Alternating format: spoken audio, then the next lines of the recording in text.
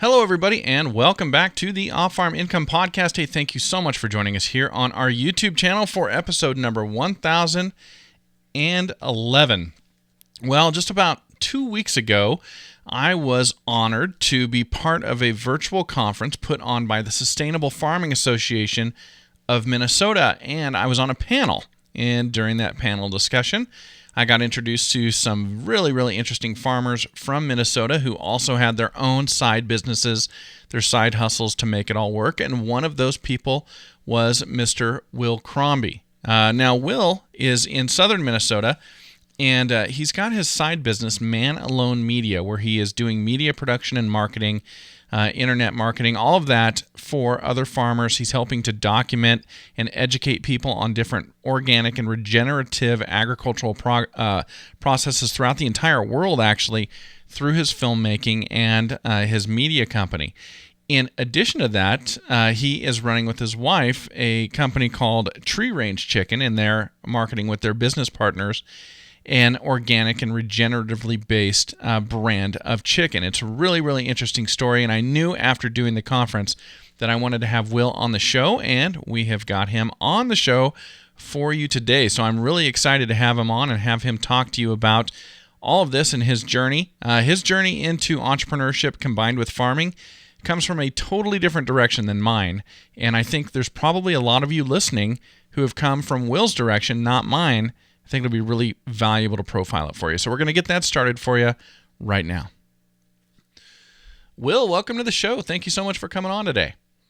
Yeah, this is great. Thanks for having me. You bet. It's great to see you again, and it was a lot of fun to be on a panel with you for the Small Farmers Association conference. That was really cool. Yep. Sustainable Farmers Association. Yeah. You know what? Yep. You do an acronym that says SFA, and I'm so ingrained with small farmers. I kept doing that over and over and over that day, and I had to write it down. But yes, I'm sorry. The Sustainable Farmers Association conference. That was a lot of fun. Small farmers are important, though. Well, I agree. I be one. So there you go. That is the deal. So yeah, it was interesting learning what you do for business and learning about your farm, and I wanted to share it with our listeners. If you could, just give us a brief introduction of you. Where do you live, and the name of your farm, and what do you do? Okay, great. Yeah, my name is Wil Crombie. I'm over here in southern Minnesota near Northfield, and our farm's called the Organic Compound, and I'm also a co-founder of the Tree Range Chicken brand. So we're raising chickens in a silvopasture setup. We have hazelnuts and oak and sugar maple and chestnut and elderberry and like a really diverse set of tree crops. And we're integrating the poultry underneath that. Okay, interesting. Mm-hmm. So that's obviously why it's called Tree Range. It's a play on, I'm assuming a play on free range, but also you're running them in the trees. It's a typo, but we just never corrected it. Is that right? Okay. No. So with those type of trees, are the chickens consuming what the trees are dropping? Essentially, you could, right? It's like the chestnuts and the hazelnuts. They're sort of like the corn and soy of the sky. So, but it's a good quality food. So maybe someday if the Midwest had an abundance of that, but right now it's all going towards baking or just whole roasted nuts, things like that. Yeah. Got it. So yeah, it's not. It could be a farmer could graze like pork underneath them and do a nut finished pork or something and justify cleaning up underneath the trees at the end of the season after the harvest. But we're just doing poultry. So Got it. And the chickens are a great way to keep the tree crops managed underneath and do all the pecking and scratching and fertilization that they're good for. Okay, awesome. Well, how did you get involved in this? When did this all begin for you?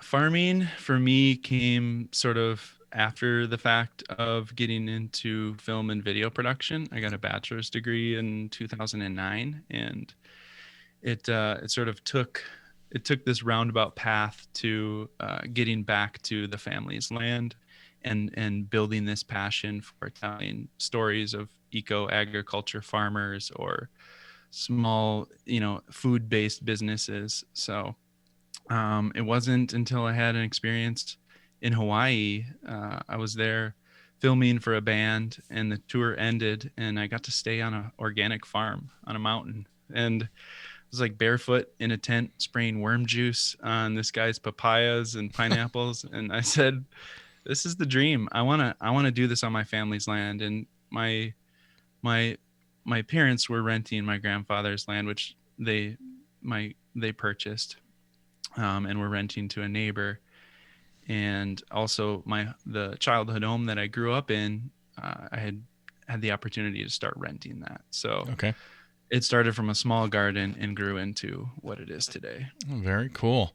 So where in Hawaii was that? My producer's going to want to know. He's been involved in some ag over in Hawaii. So where Oh, was that? cool.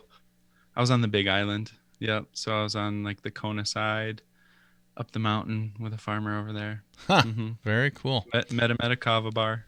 Classic story. Dude, I've been to Hawaii a couple times, but I don't know what a kava bar is. Is that a Kava thing? is like it's like a root crop that grows there in, I think, in wetlands. And it's sort of a calming beverage that's traditional to there. Okay. So they have kava bars. These sorts of it's you might not have found them in the sea of regular bars. But yeah, kava, it's a great medicine that they grow there. Huh. Definitely. Okay. Very Mhm. interesting. So what was it about the organic side that inspired you? Organics. Well, I came into this with a gardener's mindset, Mm-hmm. because I didn't realize at the time that I was going to become a farmer, and that was my life's path. I was more interested in filming music videos and this idealized homestead, this vision of like the perfect garden or a homestead, Mm-hmm. um, at that age. And it just made sense to do, small scale organic. And it's easy to do that deep mulch gardening and to get in it from that mindset. And then that grew into discovering things like permaculture. Permaculture led to agroforestry and these broadacre approaches to that sort of small scale mentality, or that ecological agriculture approach. Okay. And Hmm. what year was it that you kind of had this epiphany? The epiphany, the origin story, as I like to call it. I think it was around 2010, Okay. and then 2012. Had named the organic compound, and really it started out as like a community garden, and it still is today. And we started churning out events and growing the garden from my mom's small plot to expanding to 3 acres. And then around 2015 and 16, I met my business partner, Reginaldo Hazlet Marroquin. Now we have two other business partners, and we formed the Tree Range Chicken brand. And the first production site was on my family's land. So we took out a 20-year lease, with my folks, and started building chicken coops out here and establishing tree crops. And that was, I think, the first crops that we planted were hazelnut in 2016. Had our first barn up by 2017. Had another barn established last year, and away we go. We've got multiple farmers growing for the brand, and then now for my wife and I, we're taking over the lease from which was an initial investment from the food company. That Okay. just, we needed a production site, we needed a space to prove this model at scale. And that's really, having mentors in my life and having business partners Mm-hmm. was what gave me the confidence to become a farmer, right? Yeah. To like take on that role. Otherwise, this would, I'd probably still be just to have a small garden and be making films for Mm-hmm. small businesses and not really becoming this storyteller in that realm. Gotcha. Okay. Very interesting. So today, the Tree Range Chicken brand, are you you and your partners, are you marketing chickens raised in this way to direct to consumers, to grocery type outlets? How is that working? We have dabbled in direct to consumer, doing some different drop sites in Minneapolis and doing on farm pickups. But our goal when we started the business was really to grow a brand, a national or global vision for small scale farmers to adopt these regenerative poultry practices. So right out the gate, we've been seeking those larger scale vendors, and we do sell at local co-ops and sell to local restaurants, but we're building partnerships with other companies that have their own direct to consumer sales. Okay. And you talked about having other farmers that were producing chicken under this brand for you. So when you're doing that, and so much that goes into your brand is how you're raising these chickens, how do you provide them some set of standards they must follow, and then you go out and audit that or something like that? How does that part work? Yeah. So there's currently 4 farms and several up and coming to grow the brand. And we just purchased a processing facility in northern Iowa. So we're at this point where the sales can justify us growing the brand. And meanwhile, we've been developing this system, and my business partner Reginaldo has been developing the system for over a decade, proving it at a smaller scale, proof of concept. Mm-hmm. So since 2016, 17, 18, 19 to today, on his farm and these other farms, we've built up the production. So and have innovated the whole time, all the way through his years of research to building this brand. And we're now about to launch regenpoultry.com, where we're going to have an online training site. And then working through his nonprofit, the Regenerative Agriculture Alliance, he's been hosting some like Zoom trainings. So we're really just honing in on that training, and it's about to launch. We got the processing facility, and as far as verification or standards, yeah, we need to keep. For now, we can keep a close relationship with farmers that are growing for the Tree Range brand, and they need to be organic. And people who are purchasing the poultry also have, their own needs, like air chilled and things like that, Mm-hmm. organic certified. So for starters, they need to be organic, and take the training, and then it's just up to their own code of ethics and up to our own ability to work with them and keep an eye on their practices. Okay. Very interesting. So I guess the business model right now is that, I'm putting it in terms of dollars, I guess, is the number one revenue generator for you right now, is it the sale of chicken, or is it the trainings that you're doing and the spreading of that, I guess, that pathway or that way of raising chicken? For me, personally, if I can get 4 of these coops up on the farm, my wife and I can insert that into our annual income, Mm-hmm. along with, she does massage, I do the marketing and media thing. Mm-hmm. So that all of that combined is going to make a living wage for us. And the training is definitely going to be its own entity and its own training as well. So I'll be managing income as well. So I'll be managing that. So I'll get a little bit of income from managing that and making sure that the website's up and running, and the trainings are going off, and everybody's getting the emails and Mm-hmm. things like that. So we started an LLC for that. That's Regenerative Poultry Systems LLC. That'll handle the training. Okay. So we've got the nonprofit, we've got the training LLC, and then I've got my own personal things as well. So Okay. it's this web of off-farm income, and Yeah. this web of pushing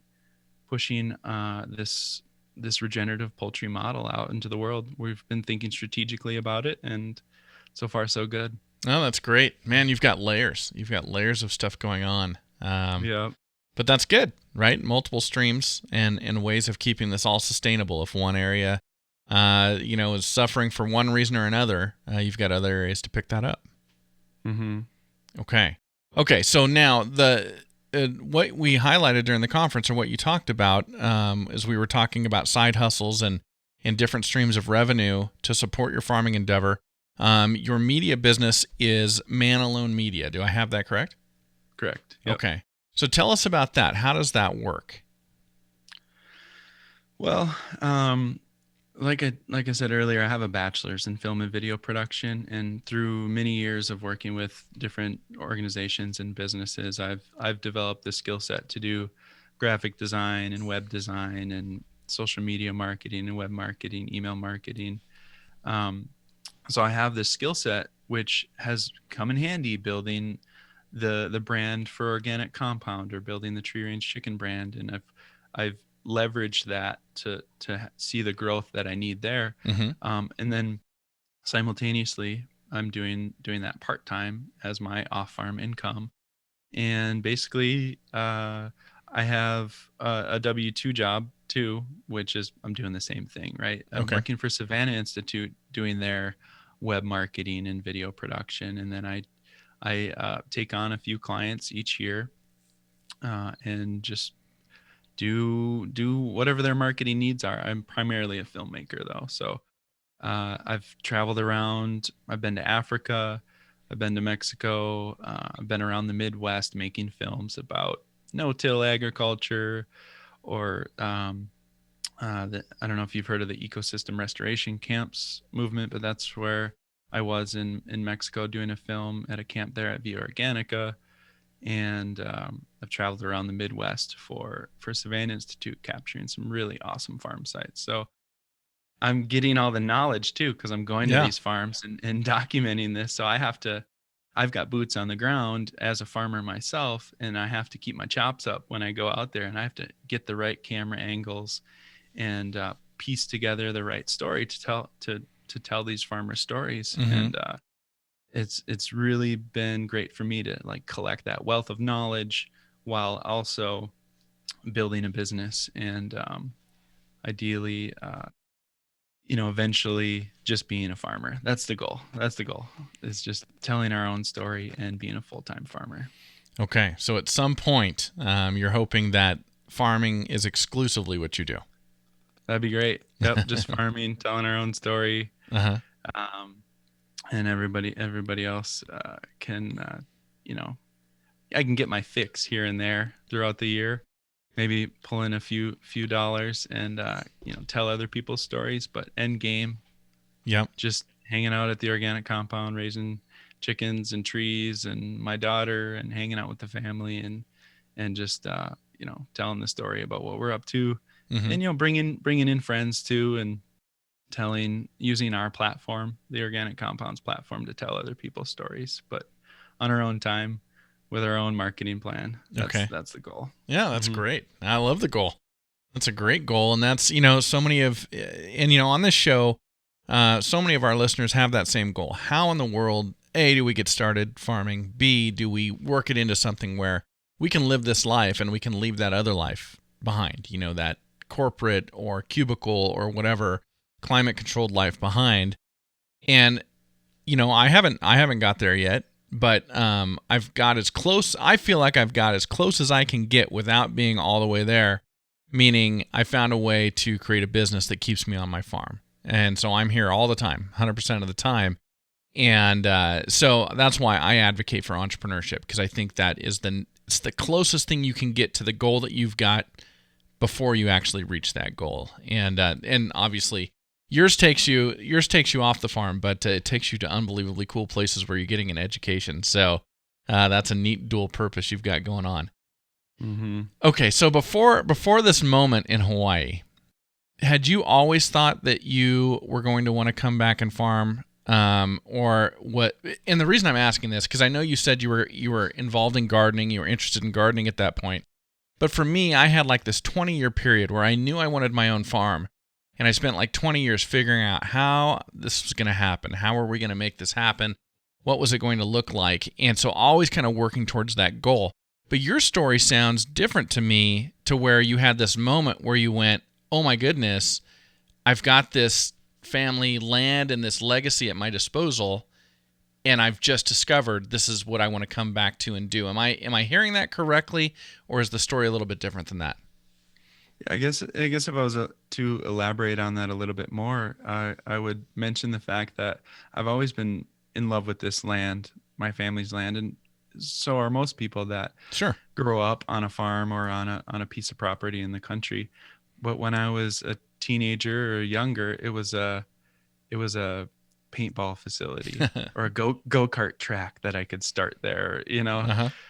dirt biking, facility or some, so I always had this entrepreneurial vision even as a young kid, like, Mom, Dad, can we start a paintball facility out here?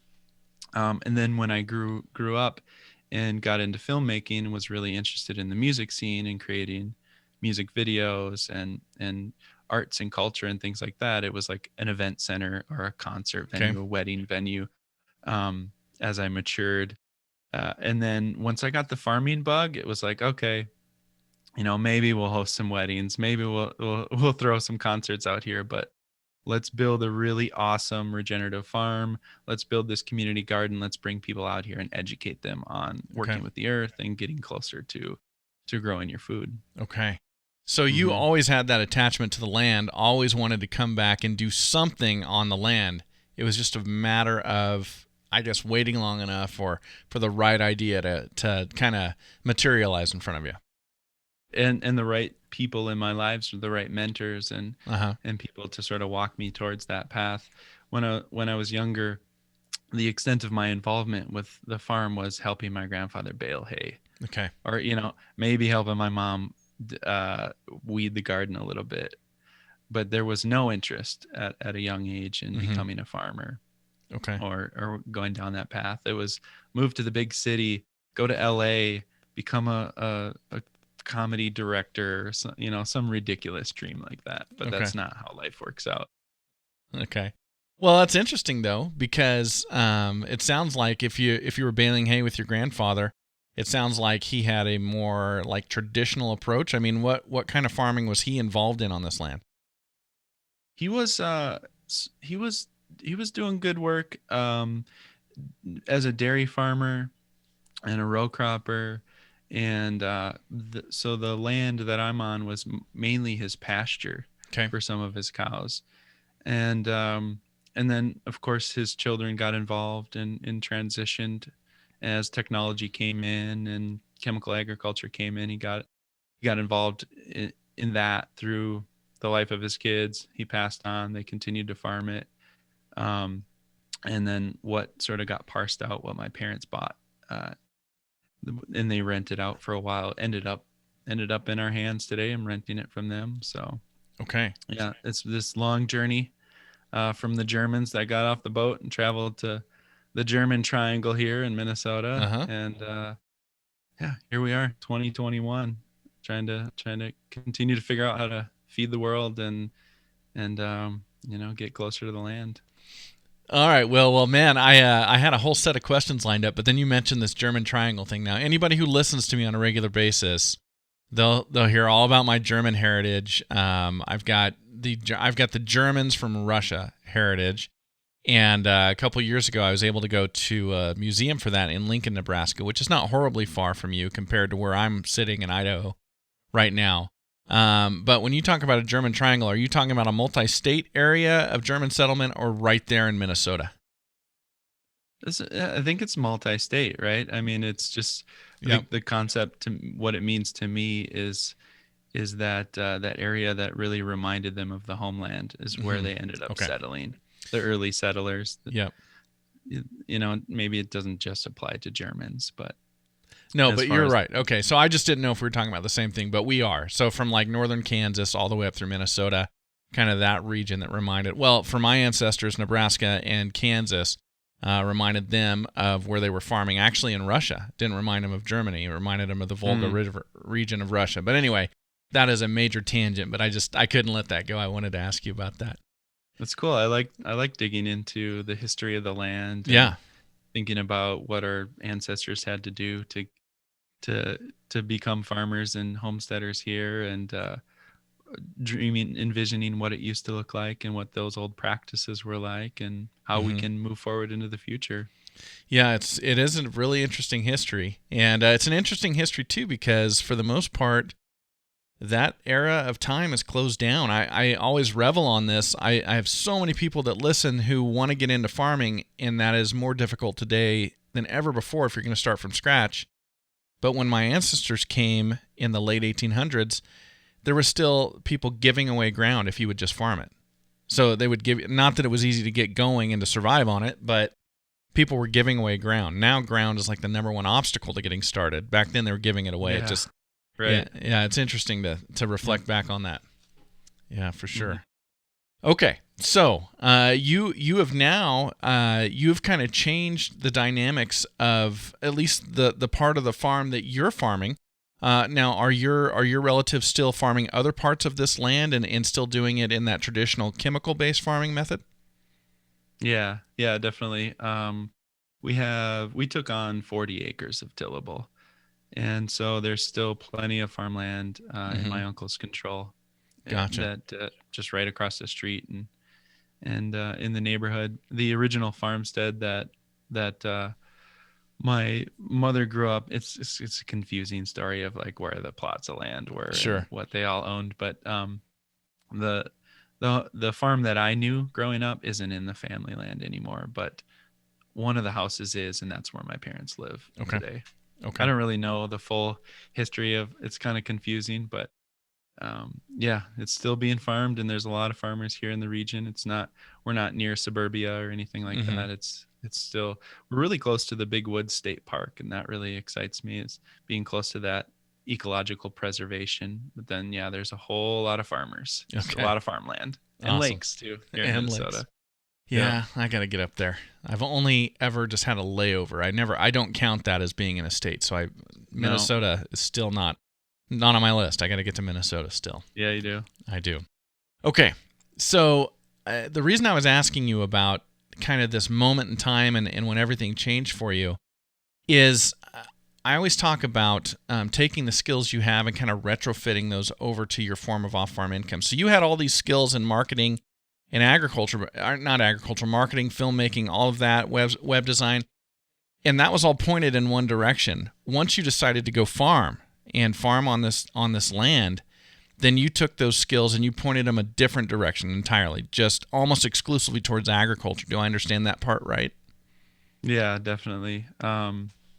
Yeah, I still am involved in the music scene and helping other small businesses out here and there, but it's important to carve out your niche and, Mm-hmm. like you say, leverage the skills that you have. If you want to be a farmer, especially, think about what those skills are. Think about who your community is and who your allies are, and how that can help you grow your vision for your farm. So for me, being a marketer and being a filmmaker, that's what I came into this with. So Mm-hmm. definitely putting it to work. Yeah, I like that, and I look at that in the reverse a lot of times too, of people who want to farm or who are farming and they're looking for a way to transition from that full-time job into entrepreneurship, maybe eventually into full-time farming. Is man, you've got a lot of skills and equipment for you to be able to farm that you could use those to generate revenue with as a business. In your case, you had kind of the suitcase of tools that you brought with you to the farm that you could continue to use to generate revenue. So let's talk about this. You've got the W-2 job. Is that full-time, 40 hours a week? No, it's part time. It's part-time. Yep. Okay. Kind of helps me stay mission aligned and help a nonprofit Savannah Institute out, um, and it helps with taxes too. So does farming write offs, and have a little W-2 income to mix in Mm-hmm. with this LLC. Yeah, Mhm. absolutely. Okay, so you've kind of got. I mean, obviously, you're really organized. You have to be with everything you're building and all the different layers of things you're doing with the tree range chicken business. So, as you're doing that, do you and your wife, if your ultimate goal is to be full time farmers, have you sketched out a timeline? Do you kind of have a pathway to get you to that point?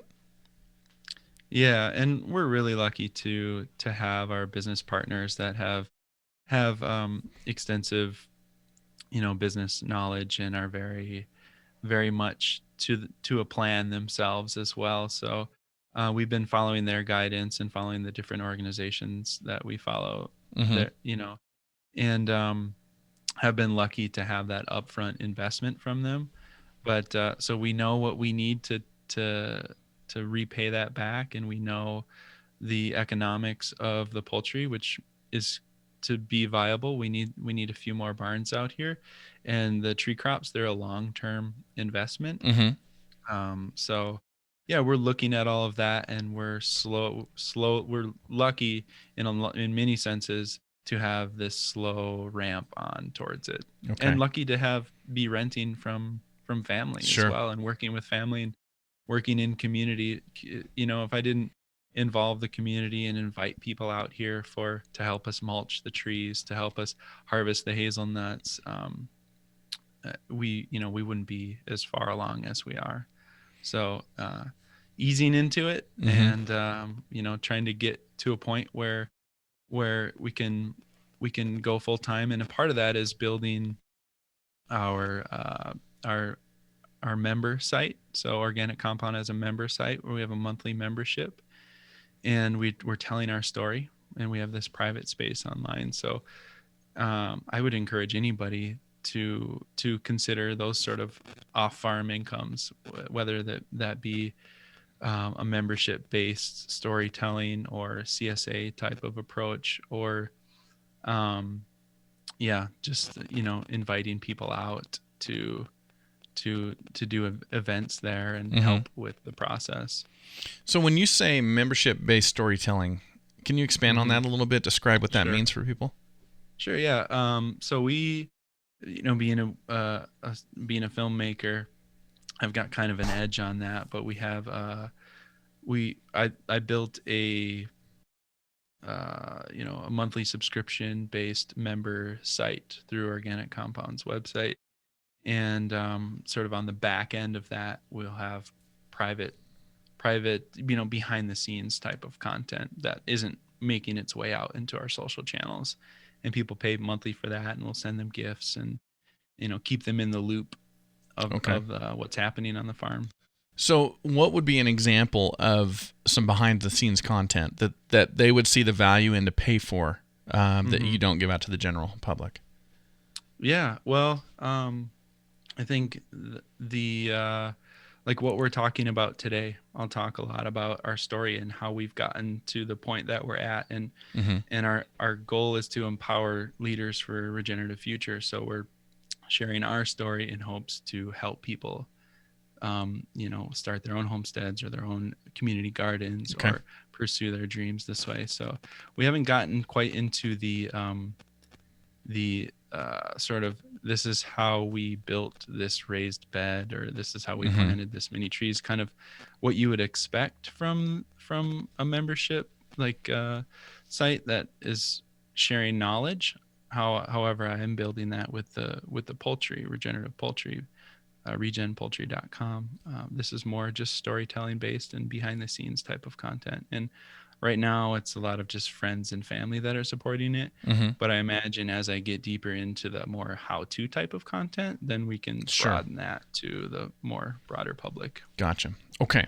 So I want to ask you about Man Alone Media again because it's really interesting. Your pathway into this is very different than mine, but there's got to be people listening to the show who are like you. They've got this skill set and they're Mm. going, man, I want to move over to this other life, but I'd hate to just squander all this knowledge I've built up over time. How can I transition that over to this life? So with you, with everything you were doing, with filming, with music and all of that, how did you take that skill set and then market yourself so people would actually pay you to go out and now start using this for agriculture? You didn't have a name in agriculture before this. How'd you Hmm. develop that name? Well, I mean, I was working for a racetrack, like cars, Uh huh. not horses. Before I had a friend who owned a production company, and he got a contract to go to Africa to do this no-till agriculture documentary. Okay. And that was sort of the catalyst for me to say, yep, okay, I quit the racetrack. I'm going to get a bunch of money off of this gig in Africa, and then I can come back, refocus, realign, and go for that passion and go for just telling these type of stories. Initially, I had only been documenting our story, and then from there, a few months went by that were kind of dry, and I was figuring it out. Mm-hmm. But then I landed a job with Main Street Project in Northfield, which was helping to develop the regenerative poultry production systems. And on the side, I was doing other videos for farms, and it's just that one video in Africa led to that gig with Main Street Project. The work was good in quality from Africa. The work was good in quality with Main Street Project. Mm-hmm. Quality content coming from the organic compound. I had a base right there with those three gigs to say I can do this thing. Okay. And then it just sort of continued from there. And as an artist, my skills evolved as well. Okay. Just, every video, every piece of content just continues to get better. So people start to recognize that, and word gets out, and you start getting phone calls for the videos, and hopefully not too many, so you can focus on your farm dreams, which has been hard to balance, right? Sure. Is taking on way too many clients for the media and the marketing, spending way too much time staring at a computer, not out on the farm, and neglecting the farm in the process. No, I totally get that. And I said this just a couple weeks ago to my audience, but my goal when I started my very first business was to get to the point where I was farming full time, just like your goal. And then that evolved into me selling that business and then becoming a full-time podcaster. And now I love the podcast so much that we have way ramped this up, way beyond what I ever intended.